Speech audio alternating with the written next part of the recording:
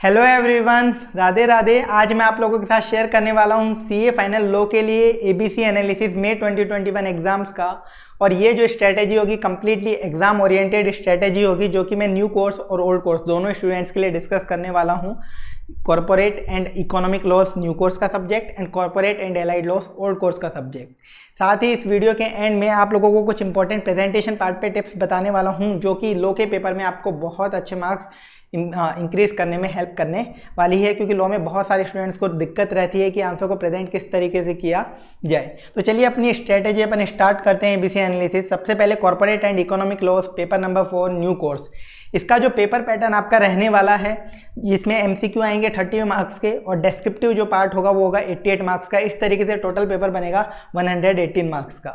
ये पेपर दो पार्ट में होता है, मतलब पेपर में ऐसे पार्ट नहीं करे जाते, बट दो पार्ट में आपका सिलेबस है। पार्ट ए में है company law and securities law, जो कि अराउंड 70 मार्क्स के आते हैं, जिसमें securities law around 10 to 15 marks का रहता है। यानी कंपनी लॉ का जो पोर्शन है वो 55 to 60 मार्क्स का आता है, कंपनीज एक्ट स्पेसिफिकली। और पार्ट बी है इकोनॉमिक लॉस, जो कि अराउंड 30 मार्क्स से आते हैं, जिसमें आपका FEMA, IBC, arbitration, PMLA, SARFAESI, जो भी बचे हुए एक्ट हैं वो सब 30 मार्क्स के आपके आते हैं पेपर में वेटेज। तो सबसे पहले category a most important chapters की मैं बात करने वाला हूं। कैटेगरी ए में 7 चैप्टर्स मैंने डाले और ये 7 चैप्टर्स आपके एग्जाम में वेटेज रखेंगे अराउंड 70 मार्क्स का। 70 मार्क्स का वेटेज कहाँ से सर? डेस्क्रिप्टिव से, एमसीक्यू से? मैं ओवरऑल बता रहा हूँ, आउट ऑफ 118 मार्क्स। ऐसा मत समझिए ना डेस्क्रिप्टिव में ही 70 मार्क्स के ही आ जाएंगे, ठीक है। डेस्क्रिप्टिव की अकेले की बात नहीं करा, आउट ऑफ टोटल 118 मार्क्स, यानी एमसीक्यू प्लस डेस्क्रिप्टिव दोनों मिला के ये 70 मार्क्स का वेटेज रखने वाले हैं ये चैप्टर्स। और इन चैप्टर्स को इसी सिक्वेंस में आप लोगों को पढ़ना है। सबसे पहले appointment and qualification of directors, companies act का आपका सेक्शन है, चैप्टर है ये। Then meetings of board and its powers, then appointment and remuneration of managerial personal, then insolvency and bankruptcy code IBC, PMLA ये हो गया, then SCRA, SEBI, LODR regulations, ठीक है। तो ये सारे आपके एक्ट्स हैं जो आपको 7 चैप्टर कर लेने हैं। कैटेगरी ए में सेबी, एलओडीआर तो आपके ऑडिट में भी आता है सेम, तो यहाँ से यहाँ प्रिपेयर कर लेना अच्छे से, तो ऑडिट के लिए भी प्रिपेयर हो जाएगा, वहाँ पे भी ये कैटेगरी ए है।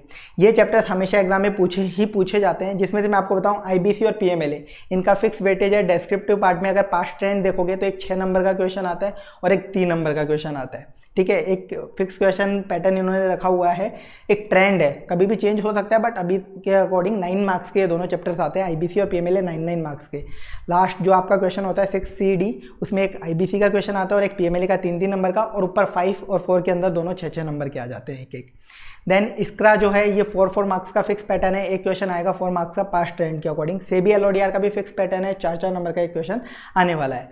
Appointment and qualification of director का जनरली एक क्वेश्चन तो आता है आपका 1A 8 मार्क्स का डायरेक्टली। आपका जो लॉ का पास्ट बेसिस के ऊपर मैं एक पैटर्न बता रहा हूँ, पेपर का पैटर्न, ये कभी भी चेंज हो सकता है पेपर पैटर्न, ठीक है। मार्क्स ऑलमोस्ट इतने ही रहने वाले हैं, एबीसी एनालिसिस तो यही रहने वाला है एक्सपेक्टेड। मैं पेपर पैटर्न का बता रहा हूँ। जैसे 1A में appointment and qualification of director पूछा जाता है जनरली 8 मार्क्स का, और 1B में मीटिंग ऑफ बोर्ड पूछा जाता है जनरली 6 मार्क्स का। 1A में कई बार appointment and remuneration of managerial personnel भी पूछ सकते हैं, वो 8 मार्क्स का। इसके बाद जो 6 का ए क्वेश्चन आता है उसमें appointment and qualification of director का ही क्वेश्चन आता है जनरली, जिसमें 2 चॉइस होती है, 4 नंबर का आता है वो। और 6 का जो बी होता है वो भी appointment and qualification of director chapter से ही होता है। तो इस तरीके से ये वाला जो चैप्टर है appointment and qualification of director, ये अराउंड 16 to 20 मार्क्स का वेटेज लेके चला जाता है अकेला चैप्टर। तो इस तरीके से इन चैप्टर्स को आपको प्रिपेयर कर लेना है। ये 70 मार्क्स का वेटेज रखेंगे। इनको प्रिपेयर कहाँ से करना है आपको? कंसेप्ट नोट्स आपके पास कुछ भी जहाँ से भी आपने क्लासेस लिए हैं खुद से बनाए हैं वो पढ़ लेने हैं। अगर आपके पास नहीं है तो डायरेक्टली आईसीआई के स्टडी मैट को उठाओ, प्रोविजन को मार्क करो और याद करो। सेक्शन नंबर की कोई रिक्वायरमेंट नहीं है, सेक्शन नंबर के कोई मार्क्स नहीं होते, ना ही कोई रूल नंबर आपको याद करना है। सेक्शन नंबर रूल नंबर याद मत करो, कोई मार्क्स नहीं होते। याद है तो लिख के आओ, गलत तो बिल्कुल मत लिख के आना। इसके बाद क्वेश्चन की प्रैक्टिस कहाँ से करनी है? लॉ में अगर आपके पास कोई क्वेश्चन बैंक है और उसके answer as it is as per ICI और उन्होंने सारे क्वेश्चन कंपाइल कर रखे हैं तो आप रेफर कर लेना। अभी तक मेरी नज़र में ऐसा कोई क्वेश्चन बैंक है नहीं और हमारा भी क्वेश्चन बैंक लॉ का रेडी हुआ नहीं है, ठीक है। तो आप लोग क्वेश्चन की प्रैक्टिस कहाँ से कर सकते हो? सेफर साइड के लिए आईसीआई का जो नया स्टडी मैट आया है उसके सारे क्वेश्चन कर लेना। पास्ट एग्जाम के आप सारे क्वेश्चन कर लेना। पास्ट एग्जाम मतलब May 18 ऑनवर्ड्स, न्यू कोर्स के जितने भी पेपर हुए हैं। देन पास्ट आरटीपी के सारे क्वेश्चन कर लेना May 18 ऑनवर्ड्स। एमटीपी के क्वेश्चन करने की कोई रिक्वायरमेंट नहीं है, उसमें जनरली कॉपी पेस्ट होते हैं, ठीक है। आईसीआईएसएम, पास्ट एग्जाम और पास्ट आरटीपी के क्वेश्चन आपको कर लेने हैं, प्रैक्टिस के लिए सफिशिएंट है। ये हो गई कैटेगरी ए। अब कैटेगरी बी, कैटेगरी बी में ये 5 चैप्टर हैं जो कि 25 to 30 मार्क्स का वेटेज रखेंगे। इनको भी इसी सीक्वेंस में पढ़ना है जिसमें मैंने लिखा है सबसे पहले SARFAESI, then FCRA, then compromises, arrangements and amalgamation, inspection, inquiry and investigation और फॉरेन कंपनी, जो कि आपके कंपनीज इनकॉर्पोरेटेड आउटसाइड इंडिया नाम से चैप्टर मिलेगा आपको। ये 5 चैप्टर आपके 25 to 30 मार्क्स का वेटेज रखेंगे। इनको आपको प्रिपेयर कहाँ से करना है? कंसेप्ट नोट्स ICISM, या तो कंसेप्ट नोट्स हैं वो पढ़ लो या फिर ICISM से आप डायरेक्टली प्रोविजन पढ़ लो। और क्वेश्चन सेम वही SM, पास्ट एग्जाम और पास्ट RTPs के आपको क्वेश्चन करने हैं। इसमें भी अगर मैं जनरली बताऊँ तो सरफेसी का एक फिक्स पैटर्न है, 3 से 5 नंबर का एक क्वेश्चन आएगा ही आएगा, और FCRA का भी 3 से 6 नंबर का एक क्वेश्चन आपको मिलेगा ही मिलेगा डिस्क्रिप्टिव पार्ट में, जो पास्ट ट्रेंड के बेस पे रहे। एक फिक्स क्वेश्चन चलता है अभी कुछ पिछले टाइम से, ये 3-3 नंबर का एक क्वेश्चन हो गया, पहले इन दोनों का 5-5 नंबर का एक क्वेश्चन चलता था, फिक्स पैटर्न। तो ये कैटेगरी भी आपको प्रिपेयर कर लेनी है।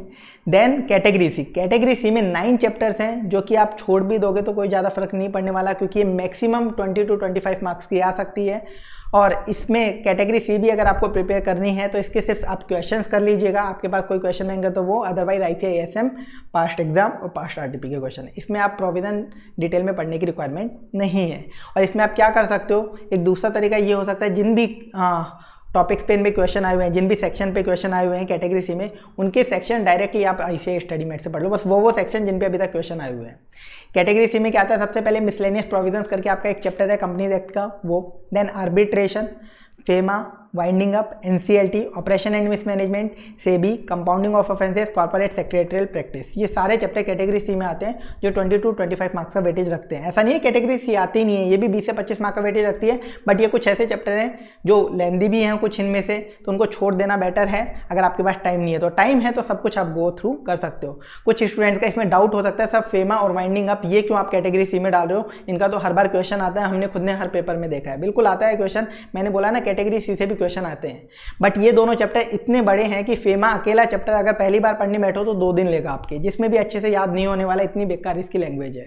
तो 2 दिन दोगे, मैक्सिमम इसमें से क्वेश्चन आएगा 4 से 6 नंबर का overall out of 120 marks including MCQ। 6 number के लिए आप 2 दिन इन्वेस्ट करो, इससे अच्छा कैटेगरी A B के चैप्टर कर लो, छोटे छोटे चैप्टर है और ज़्यादा मार्क्स दिला देंगे। ठीक है, तो स्मार्ट स्टडी आप लोगों को करनी पड़ेगी। सेम यही चीज़ वाइंडिंग अप पे एप्लीकेबल होती है, ये भी मैक्सिमम 4 to 6 मार्क्स का आएगा, लेकिन वही चीज़ है कि बहुत बड़ा चैप्टर है ये, तो इसलिए इनको कैटेगरी सी में डाला है। फिर भी अगर आपको पढ़ने का मन है तो आप पढ़ सकते हैं। और फेमा में जैसे आप लोगों को लगता है कि अमेंडमेंट्स आए हैं, तो अमेंडमेंट्स आए हैं तो सिंपल सी बात है, बस ये है कि अमेंडमेंट में से क्वेश्चन आने के ज़्यादा चांसेस बन सकते हैं, लेकिन आएगा तो ये फिर भी 4 to 6 मार्क का ही। ठीक है, इससे ज़्यादा का इसका वेटेज नहीं हो सकता। चलिए, ये हो गई आपकी न्यू कोर्स की strategy corporate and economic loss की। एक बार फिर से फटाफट मैं आपको रिकैप करवा देता हूँ। कैटेगरी ए में appointment and qualification of director, meeting of board and its powers, appointment and remuneration of managerial personal, IBC, PMLA, SCRA, SEBI, LODR regulation, ये आएगा 70 मार्क्स का। Then category B SARFAESI, FCRA, amalgamation, inspection, inquiry, investigation, foreign company, ये 25 to 30 marks. Category C miscellaneous provisions, arbitration, FEMA, winding up, NCLT, operation and mismanagement, SEBI, compounding of offences, corporate secretarial practice, ये 20 to 25 marks. अब आ जाते हैं corporate and allied laws old course paper number 4 का ABC analysis. Same paper pattern वही, MCQ 30 marks, descriptive 88 marks और total paper 118 marks. यहाँ पर भी 2 पार्ट में ICAI ने कोर्स डिवाइड किया। पेपर एक ही आएगा, कोई अलग अलग पार्ट करके नहीं आएगा, बट कोर्स 2 पार्ट में डिवाइड है। पहला पार्ट कंपनीज लॉ और IBC, ये दोनों मिला के 70 मार्क्स, और part B allied law 30 marks. Allied में आपके बैंकिंग, इंश्योरेंस, कॉम्पिटिशन, सेबी, ये सारे एक्ट आ जाते हैं एलाइड लॉ के अंदर। ठीक है, पार्ट ए में जो IBC है वो अराउंड 10 to 15 मार्क्स का वेटेज रखता है, कंपनी वही 55 to 60 मार्क्स का वेटेज रखता है यहाँ पर, जिसका अलग से कोई बाइफर्केशन नहीं है, बट जनरली जो पास्ट ट्रेंड है वो।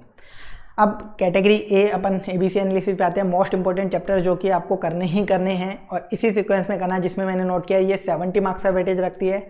और इनमें आपके चैप्टर्स है, सबसे पहले appointment and qualification of directors, meetings of board and its powers, appointment and remuneration of managerial personal, IBC, PMLA, SCRA, dividend, accounts and audit. ठीक है, डिविडेंड, अकाउंट्स एंड ऑडिट, ये 2 चैप्टर है जो सिर्फ ओल्ड कोर्स स्टूडेंट्स के लिए applicable है, new course वालों के लिए नहीं है। तो ये दोनों आपके कैटेगरी ए में आते हैं, बहुत छोटे छोटे चैप्टर हैं कंपनीज एक्ट के ये। इनको आपको पढ़ना कैसे है, सभी चैप्टर्स को कंसेप्ट नोट्स आपके पास हैं वो पढ़ लो, या फिर ICAI के स्टडी मेट से डायरेक्टली प्रोविजन। क्वेश्चंस के लिए ICAI के स्टडी मेट के क्वेश्चन, पास्ट एग्जाम के क्वेश्चन और पास्ट RTPs के क्वेश्चन। ओल्ड कोर्स में स्टडी मेट के लिए क्वेश्चंस ICAI ने एक एडिशनल क्वेश्चन बुक करके वेबसाइट पे डाली हुई है। ओल्ड कोर्स में एडिशनल क्वेश्चन बुक करके वेबसाइट पे डाली है, उसके क्वेश्चन भी आप लोग देख लीजिएगा, वो मैंने यहाँ पे नोट नहीं कर रखी। आप एडिशनल क्वेश्चन बुक एक ओल्ड कोर्स के लिए डाल रखी है ICAI ने वेबसाइट पर, वो जरूर देख लेना। देन कैटेगरी बी, इसको भी इसी सीक्वेंस में पढ़ना है, 25 to 30 मार्क्स का वेटेज रखेगी। पहला SARFAESI banking regulation act, then compromises arrangements and amalgamation, inspection inquiry and investigation, then foreign company, फिर आपका एलआई लॉ का कॉम्पिटिशन एक्ट, इंश्योरेंस एक्ट और प्रोड्यूसर कंपनी। पढ़ना कैसे, वही कंसेप्ट नोट्स या फिर ICAI-SM से डायरेक्टली प्रोविजन। क्वेश्चंस के लिए ICAI स्टडी मैट में कुछ क्वेश्चन है तो वो देख लेना। बाकी एडिशनल जो बुक डाल रखी है ICAI ने क्वेश्चन की प्रैक्टिस के लिए ओल्ड कोर्स वालों के लिए जरूर देख लेना। वेबसाइट पर आप लोगों के लिए अवेलेबल है ओल्ड कोर्स वालों के लिए क्वेश्चन बुक। जो स्टडी मैट में शायद इन्होंने अब क्वेश्चन हटा दिए ओल्ड कोर्स की में से, इसलिए उन्होंने क्वेश्चन बुक डाली थी अलग से। देन पास्ट एग्जाम के क्वेश्चन और पास्ट RTPs के क्वेश्चन May 18 ऑनवर्ड्स सारे। कैटेगरी सी में फिर आपके आते हैं 11 chapters, miscellaneous provision, companies act का, special court, FEMA, winding up, NCLT, operation and mismanagement, SEBI act, e governance वाला chapter, corporate secretarial practice, offences and penalties, interpretation of statutes, deeds and documents. ये सारे chapter आपके सी category के 20 to 25 marks का ये weightage रखेंगे exam में। इनके लिए क्या करना, सिर्फ स्टडी मैट के क्वेश्चन, पास्ट एग्जाम और पास्ट RTPs के क्वेश्चन, सिर्फ इतना भी कर लोगे तो चल जाएगा। बाकी सी कैटेगरी अगर छोड़ भी देते हो तो भी आप बहुत अच्छा स्कोर कर सकते हो अगर ए और बी कैटेगरी को ढंग से कर लिया तो, ठीक है। तो ये सारा आपका ओल्ड कोर्स का ABC एनालिसिस हो गया। एक बार फटाफट से रिकैप करवा देता हूँ। कैटेगरी ए में 8 चैप्टर हैं, डायरेक्टर के 3 है, appointment and qualification, meeting of board, appointment and remuneration, manager personnel, IBC, PMLA, SCRA, dividend, accounts and audit. Category B में SARFAESI, banking regulation, amalgamation, inspection, foreign company, competition, insurance और producer company. Category C में miscellaneous provision, special court, FEMA, winding up, NCLT, operation mismanagement, SEBI act, e governance, corporate secretarial practice, offences and penalties, interpretation of statutes. आपको old course वालों को कहाँ से पढ़ना है, concept notes खुद के हैं वो, या फिर ICAI स्टडी मैट से आपको प्रोविजन पढ़ने हैं। और क्वेश्चंस के लिए आपको ICAI ने अपनी वेबसाइट पे अपलोड करे एडिशनल क्वेश्चन ओल्ड कोर्स के लिए, वो प्रैक्टिस कर लेना, प्लस पास्ट RTP और पास्ट एग्जाम के क्वेश्चन, बस ये सब आपको करना है। अब कुछ इंपॉर्टेंट पॉइंट्स आंसर प्रेजेंटेशन के लॉग में, अगर ये पॉइंट्स आप इनकॉर्पोरेट कर लेते हो तो लॉ में आपके मार्क्स बहुत अच्छे से इंक्रीज हो सकते हैं। और इसी तरीके से आपको आंसर प्रेजेंट करना है जैसा मैं बताने वाला हूँ। सबसे पहली चीज़, जो सबसे इंपॉर्टेंट चीज़ है, सेक्शन नंबर कहीं पर भी नहीं लिखने। वीडियो के स्टार्टिंग में बताया था, वापस से बता रहा हूँ, जो मैंने यहाँ पे नोट नहीं किया है बट वो मैं कम्युनिकेट कर रहा हूँ। सेक्शन नंबर और रूल नंबर आप लोगों को नहीं लिखने हैं क्योंकि उसके कोई मार्क्स नहीं होते। उस पर ज़्यादा टाइम इन्वेस्ट मत करो, वो याद हो जाता है अच्छे से, क्योंकि बहुत सारे सेक्शन ऐसे होते हैं जो हमें याद हो जाते हैं। तो आप लिख सकते हो, कोट कर सकते हो। सब सेक्शन तो बिल्कुल ही मत जाओ सब सेक्शन पर, तो ठीक है। सेक्शन याद हो जाते हैं लिख देना, नहीं तो मत लिखना। सेक्शन नंबर रूल नंबर के कोई मार्क्स नहीं है, पहला पॉइंट। दूसरा पॉइंट, हैंड राइटिंग कुछ भी मैटर नहीं करती है। आप ये मत सोचना मैं एकदम अच्छी हैंड राइटिंग में लिख के आऊँगा तो मार्क्स ज़्यादा मिलेंगे। मार्क्स ज़्यादा नहीं मिलेंगे, बस साफ हैंड राइटिंग से ये एग्जामिनर की नज़र में चीज़ें क्लियरली आएंगी। आपकी एकदम ही बेकार राइटिंग है, हो सकता है कुछ आपने लिखा हो पॉइंट और एग्जामिनर की नज़र से निकल गया, तो फिर मार्क्स नहीं मिल पाएंगे, वो चीज़ हो सकती है। बट ये मत सोच लेना हैंड राइटिंग अच्छी है तो ही मार्क्स मिलेंगे, तो बहुत अच्छे मार्क्स मिल जाएंगे, अदरवाइज बिल्कुल नहीं मिलेंगे। बहुत बच्चे ऐसे होते हैं अच्छी हैंड राइटिंग में लिख के आते हैं पर उनका कंटेंट मैच नहीं होता, तो मार्क्स उनके नहीं आते। तो हैंड राइटिंग बिल्कुल मैटर नहीं करती, बस हैंड राइटिंग ऐसी होनी चाहिए सामने वाला पढ़ सके, बस इतनी हैंड राइटिंग होनी चाहिए। और अगर इस चीज़ का प्रूफ देखना है तो अतुल की सर्टिफाइड कॉपीज़ का मैंने एनालिसिस किया, वो एक बार आप देख लेना, आपको बहुत अच्छे से समझ में आ जाएंगी चीज़ें, ठीक है। बहुत स्टूडेंट्स की ऐसी होती है हैंड राइटिंग, आप देखोगे बस तो आपको क्लियर हो जाएगा हैंड राइटिंग कोई मैटर नहीं करती। इसके बाद आपको बहुत सारे स्टूडेंट जो सबसे बड़ी गलती करते हैं लॉ के अंदर, वो ये है कि आप लोग प्रोविजन कभी भी कंप्लीट नहीं लिखते हो। फॉर एग्जांपल सेक्शन 164 के किसी एक पॉइंट पे क्वेश्चन आया, उसमें 8 से 10 केस हैं डिस्क्वालिफिकेशन के, किसी एक पॉइंट पे क्वेश्चन आया तो आप पहले बस वो पॉइंट लिखोगे और फिर अपना कंक्लूजन देके क्वेश्चन कंप्लीट। ऐसा गलती कभी भी नहीं करनी है। किसी भी पॉइंट पे किसी सेक्शन पे क्वेश्चन आ गया तो उस सेक्शन को पहले आपको कंप्लीट लिखना पड़ेगा। तो सबसे पहले आपको लिखना है सेक्शन 164 के 8-10 केस डायरेक्टर इन सब में डिस्क्वालीफाई हो सकता है, और उसके बाद डिस्कस करना आपका गिवन केस क्वेश्चन का और फिर कंक्लूजन देना है। क्योंकि ऐसे पूरा प्रोविजन लिखता है, अगर 4 नंबर का क्वेश्चन आया तो 1 मार्क कंक्लूजन में लॉट होगा, तो 3 मार्क्स प्रोविजन में। और आप अगर प्रोविजन का सिर्फ 1 पॉइंट लिखोगे ना, आधा नंबर ही मिलेगा वहाँ पे, यानी 2.5 मार्क्स आपके कट जाएंगे और आपको पता भी नहीं चलेगा। बाद में आप बोलोगे ICAI ने चेकिंग सही नहीं करी, जबकि आपने आंसर ही सही से प्रेजेंट नहीं किया था, ठीक है। तो सबसे पहले प्रोविजन पूरा लिखना है। अब दूसरा क्वेश्चन अगर ये बोलूँगा तो मैं आपका आएगा कि सर पेपर आइटम नहीं होगा हमारा, क्योंकि पेपर बहुत लेंदी हो जाएगा। फिर बिल्कुल लेंदी होगा पेपर, तो उसके लिए स्पीड बढ़ाओ, मॉक टेस्ट प्रैक्टिस करो, स्पीड आपको मेंटेन करनी है अच्छी खासी। इसलिए मैं बोल रहा हूँ हैंड राइटिंग मैटर नहीं करती, चलने दो, आप स्पीड में लिखो बस। देन इसके बाद कीवर्ड्स आपको अंडरलाइन करने हैं प्रोविजन के अंदर। जो भी प्रोविजन लिखोगे उसमें जो जो मेन कीवर्ड्स हैं वो अंडरलाइन करो। फाइनल कंक्लूजन जो दोगे उसको भी अंडरलाइन करके आना है, ठीक है। इसके बाद आपको आंसर को पॉइंट्स में प्रेजेंट करना है, पैराग्राफ में मत लिखो। बहुत बच्चे पैराग्राफ में बस चलने देते हैं कि ICAI पैराग्राफ में लिखता है। आप प्रेजेंटेशन में, मतलब आपको बता दिया ना कि ICAI से प्रेजेंटेशन मिलानी है, तो फिर आप पूरा का पूरा मिलाने पे आ जाते हो कि उन्होंने पैराग्राफ में लिखा है मैं भी पैराग्राफ में लिखूंगा। अरे मत लिखो। प्रेजेंटेशन मिलाने का ये मतलब नहीं है कि उन्होंने जैसे लिखा है वैसे लिखो, उन्होंने जो कंटेंट लिखा है वो आप लिखो, ये होता है उसका मतलब। तो पैराग्राफ की जगह पॉइंट्स में तोड़ दो, उसका फायदा ये है बस एग्जामिनर की नज़र में पॉइंट्स जल्दी से जाएंगे और कोई भी पॉइंट उसकी नज़र से छूटेगा नहीं। अगर कोई भी पॉइंट छूट गया उसकी नज़र से, आपने पैराग्राफ में लिखा और उसके मार्क्स थे तो गए आपके तो मार्क्स। तो पॉइंट्स में आंसर लिखो, कीवर्ड्स अंडरलाइन करो, प्रोविजन पूरा लिखो, जिस भी सेक्शन पे क्वेश्चन आए उसके बारे में जितना भी आपको याद आ रहा हो उतना सब कुछ लिख के आओ।